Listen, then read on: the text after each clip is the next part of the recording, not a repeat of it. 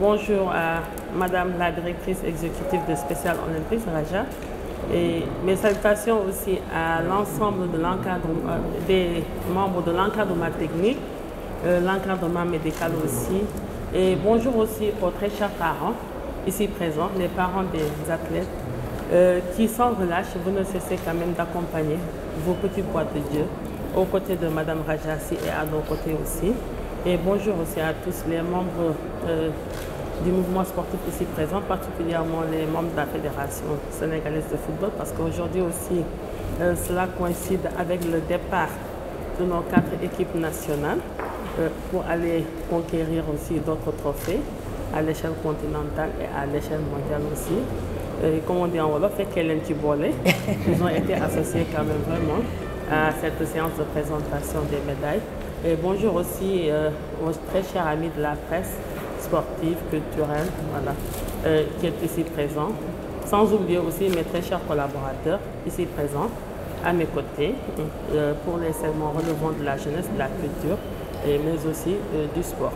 Effectivement, après vous avoir remis notre drapeau national et en vous galvanisant et aussi en proférant aussi, en transmettant les messages des plus hautes autorités de l'État, le président de la République, le chef du gouvernement, le Premier ministre, vous participiez pour la première fois à des Jeux mondiaux d'hiver. Et cette participation, je me réjouis aujourd'hui d'accueillir nos vaillants athlètes avec des médailles. Parce que ce n'était pas évident pour une première fois d'aller participer et de revenir avec des médailles. Et dans le compte rendu qui m'a été transmis par le collaborateur que j'avais désigné pour être à vos côtés durant ces joutes, il m'a clairement identifié et clairement aussi rapporté que ces athlètes, certes, ont été classés derrière la Chine, mais ces athlètes aussi ont devancé bon nombre de pays comme le Singapour et le Venezuela. Et pour qui connaît les talents de ces athlètes évoluant dans ces pays, le Singapour, le Venezuela, ce n'est pas donc négligeable si nos athlètes sont partis, ont remporté des médailles et se sont classés devant ces athlètes. Et moi, je suis persuadée que la prochaine fois, vous reviendrez avec des médailles d'or et peut-être même vous serez classé au niveau de la première place. C'est aussi une occasion, une opportunité qui m'est offerte encore une fois de renouveler les encouragements des plus hautes autorités de l'État à favoriser et à faire la promotion de l'inclusion à travers le sport. Et c'est ce que vous ne cessez de faire tous les jours, aux côtés des parents, mais aux côtés aussi des vaillants citoyens sénégalais engagés à vos côtés. Et je fais allusion aux membres de l'encadrement technique. Nous tous, nous savons que la prise en charge de ces athlètes demande quand même des efforts un peu particuliers. Cette prise en charge, elle est différente de celle que l'on peut apporter à un athlète qui ne souffre d'aucune déficience. Et alors, s'il y a des acteurs engagés résolument pour cette cause, s'il y a des acteurs engagés résolument pour l'inclusion sociale, pour que nul enfant, nul jeune ne soit laissé en rade, ceci est à magnifier par nous-mêmes, moi en ma qualité de ministre en charge des sports. Et effectivement, nous savons qu'il y a du travail qui a été fait. Et c'est ce travail-là qui continue d'être effectué. Parce que ces athlètes, dans le compte rendu toujours, comme a rapporté mon collaborateur, ils se sont bien comportés. Ils faisaient partie des meilleurs athlètes, tant du point de vue comportemental, du point de vue attitude, mais aussi du point de vue aussi posture. Et ils étaient résolument aussi déterminés à défendre les couleurs de leur nation. Et ceci témoigne de leur réelle volonté, le sentiment qu'ils éprouvent en eux d'appartenir à la nation sénégalaise. Et rassurez-vous, madame, ces efforts qui sont consentis et le soutien aussi que l'État apporte à la prise en charge de cette catégorie de jeunes, d'enfants, à travers le spécial olympique, rassurez-vous que nous ne ménagerons aucun effort pour augmenter nos efforts et apporter beaucoup plus de soutien et beaucoup plus aussi d'accompagnement, tant d'un point de vue financier, d'un point de vue matériel, mais aussi d'un point de vue technique. Aux chers parents aussi, moi je vous félicite très chaleureusement et je vous encourage, vous aussi, parce que c'est vous en réalité les véritables acteurs, et à tout faire aussi pour que les autres parents qui ont chez eux, à l'intérieur de leur concession, des enfants souffrant de telles déficiences, que ces parents-là n'éprouvent plus le complexe de sortir leurs enfants, que ces parents-là, eux aussi, à leur tour, puissent être aussi des ambassadeurs auprès d'autres couches sociales de la communauté pour faire savoir, pour faire connaître que la déficience, effectivement, est là, mais la déficience n'est pas un handicap. Et la déficience aussi ne doit pas pouvoir empêcher à l'enfant de pouvoir jouer son véritable rôle afin de pouvoir contribuer pour le devenir du pays, le devenir de la nation. Je vous remercie beaucoup. Merci.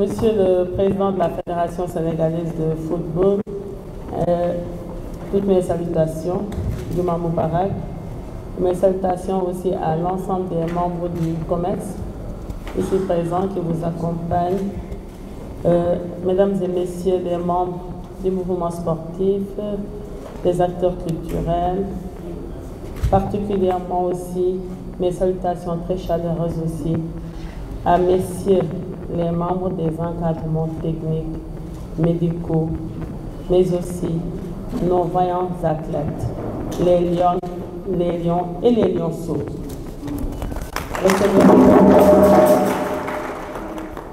Mes salutations à mes collaborateurs, mes directeurs généraux, la directrice générale de l'ANPEJ, parce qu'on a une seule directrice générale au niveau du département ministériel, mes collaborateurs, conseillers techniques, chefs de service, le directeur général de Logis, notre hôte du jour, et particulièrement aussi le directeur du stade Léopold Senghor, distingués invités. Les départs simultanés de nos différentes équipes nationales vers plusieurs théâtres de compétition nous offrent l'agréable opportunité de nous retrouver ce matin dans nos pures traditions d'exaltation de nos guerriers sur le chemin du combat. En effet, en votre qualité d'ambassadeur, vous êtes appelés à aller défendre le drapeau national, symbole de l'unité de notre cher Sénégal, à la conquête de nouveaux titres aussi bien au niveau continental que mondial. Voilà pourquoi il me plaît de procéder au nom de son Excellence, M. Bassirou Diomaye Diakhar Faye, Président de la République du Sénégal, à la remise officielle du drapeau national aux délégations qui vont représenter notre pays à ces grands rendez-vous du football mondial et africain. Il s'agit de l'équipe nationale de beach soccer, la sélection la plus titrée du Sénégal, mais aussi de l'Afrique, qui va participer à la Coupe du Monde prévue aux Seychelles. L'équipe nationale du U20 garçons qui doit se rendre en Égypte pour défendre son titre de champion d'Afrique.